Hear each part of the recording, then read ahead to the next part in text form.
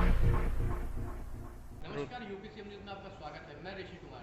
इस समय हम अयोध्या में मौजूद हैं और आपको बता दें कि आज राष्ट्रीय मानवाधिकार एवं अपराध नियंत्रण ब्यूरो ने प्रेस कॉन्फ्रेंस की थी। किसी दूसरे उद्देश्य से आना हुआ, लेकिन संस्था की गतिविधियों में ये जो NHRCCB है, national human rights and crime control bureau, जिसको हम राष्ट्रीय मानवाधिकार और अपराध नियंत्रण ब्यूरो कह रहे हैं, यह 2017 से भी रजिस्टर्ड संस्थान है और भारत सरकार के नीति आयोग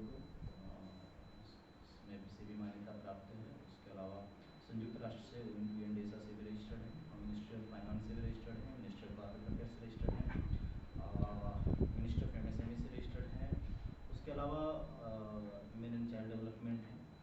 और इसका जो मुख्य उद्देश्य है कि हम मानवाधिकार के क्षेत्र में ग्रामीण स्तर पर निचले पायदान पर खड़े लोगों को मानवाधिकार के प्रति जागरूकता, मानवाधिकार के प्रति जो उल्लंघन के जो मामले हैं, मानवाधिकार उल्लंघन के जो मामले हैं, उस पर संज्ञान लेना, और मुख्य रूप से जो हमारी एक बड़ी आबादी जो मानवाधिकार से आज भी वंचित है, अपने अधिकारों से वंचित है, उसके अधिकारों के लिए हमें कार्य करना है। उसके जागरूक मानवाधिकार की संगठन, कई संगठन कार्य कर रहे हैं। भारत में बात करें तो लगभग सैकड़ों संगठन कार्य कर रहे हैं। भारत में सरकारी संस्थान भी है, राष्ट्रीय मानवाधिकार आयोग भी है, राज्य में आपका राज्य मानवाधिकार आयोग भी है, परंतु उनकी पहुंच, मैंने आपको कहा कि उनकी पहुंच समाज के निचले पायदान तक नहीं है। मैं किसी संगठन पर भी टिप्पणी नहीं करना चाहूँगा। सब संगठन अपने बेहतर कार्य कर रहे हैं, मानवाधिकार के लिए कार्य कर रहे हैं, लेकिन सभी संगठन के कार्य करने के तरीके अलग हैं।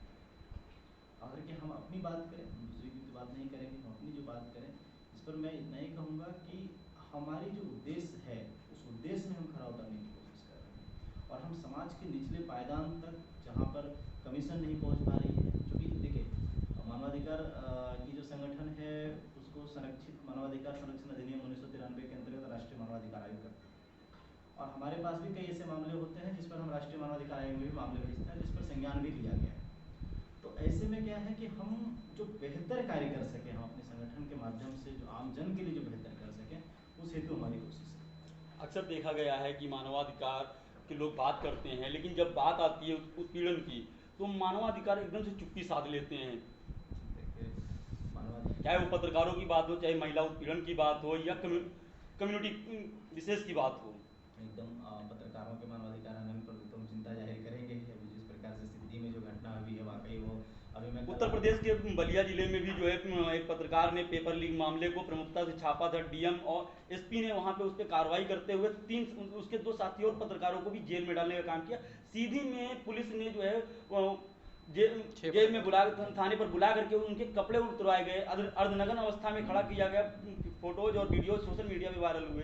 मैं इसकी कड़ी आलोचना करता हूँ, क्योंकि पत्रकारों के साथ, पत्रकारों के ही साथ नहीं, जिस प्रकार से पुलिस प्रशासन के द्वारा आम जन के प्रति जो रवैया है वो बहुत ही गलत है।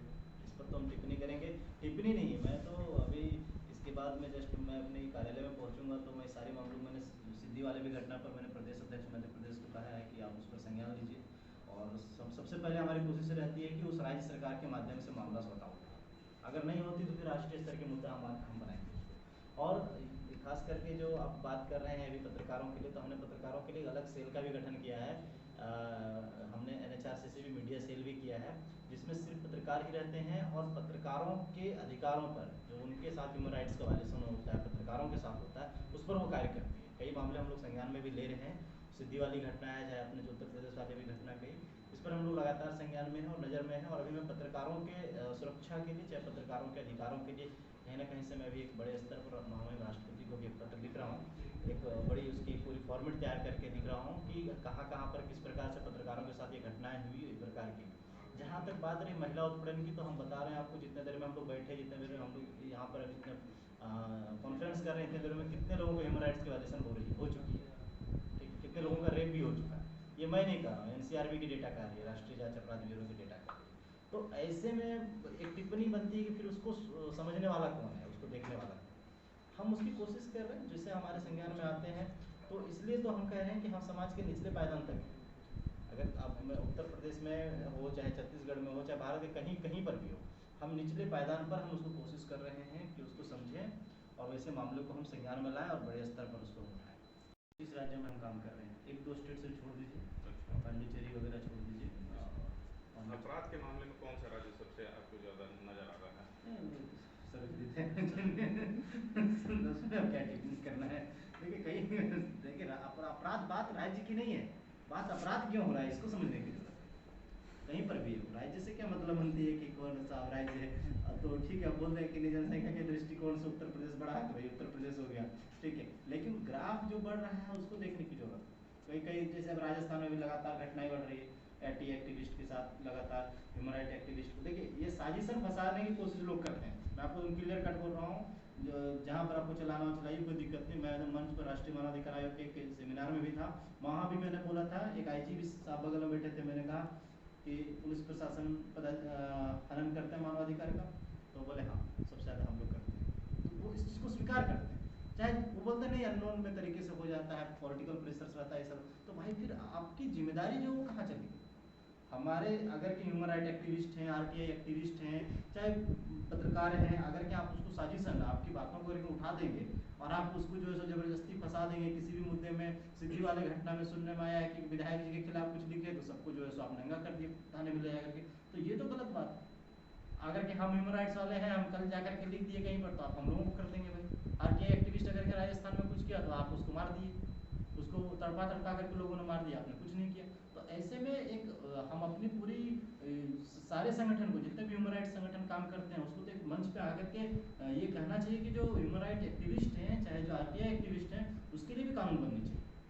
जो सोशल एक्टिविस्ट हैं, लगातार इस तरह की घटनाएं हो रही है और इस चीज़ों को समझने की जरूरत है। ये बहुत बड़ा मतलब एक गंभीर समस्याएं बनती जा रही है। जैसे उत्तर प्रदेश में जो भी चीज़ें हुई, ये मोहित जी के साथ ही हुई थी वो घटना, वहाँ पर वो एक साजिशन फंसाने की कोशिश की थी। हम लोगों ने एक वो ड्रग क्या उसको बोलते हैं, ड्रग इंस्पेक्टर वगैरह कुछ मामलों में फंस रहे थे, एक एक्सपायरी दवा मिल गई मेडिकल स्टोर पे, उस पर जैसे संज्ञान में आया मामला तो तुरंत वो मामला तुल पकड़ा तो बोला कि चलो अब इसको मैनेज करके जो है सो इसी को अंदर करवा देते हैं। तो ये एक साजिशन की गई थी, बाद में कहीं कुछ नहीं आया, तो आज हमारे साथ ही हैं।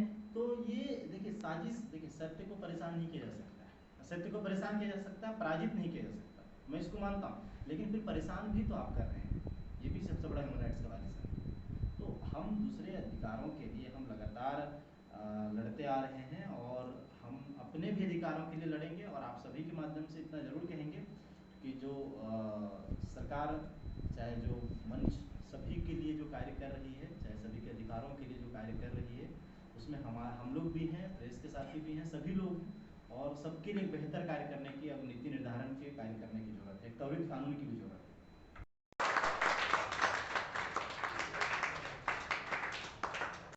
सत्यनिष्ठा से शपथ लेता हूँ कि मैं मोहित कुमार गुप्ता कृष्णा नगर NHRCCB के प्रदेश अध्यक्ष क्राइम पेट्रोल यूनिट पर नियुक्त हुआ हूँ। मैं राष्ट्र एकता, अखंडता, मानवाधिकार की सुरक्षा, प्रचार प्रसार हेतु हमेशा कटिबद्ध रहूंगा, समाज सेवा हेतु हमेशा तत्पर रहूंगा एवं संस्था के द्वारा दिए गए कार्य का सफलता निर्वहन करूंगा। जय हिंद, जय भारत।